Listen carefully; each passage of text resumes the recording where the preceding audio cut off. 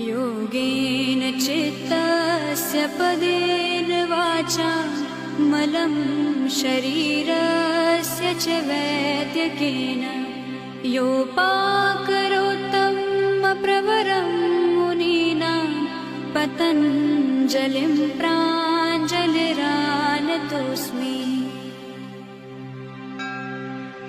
योगेन चित्तस्य पदेन वाचा मलं शरीरस्य च वैद्यकेन योपाकरोत्तं प्रवरं मुनीनां पतञ्जलिं प्राञ्जलिरानतोऽस्मि।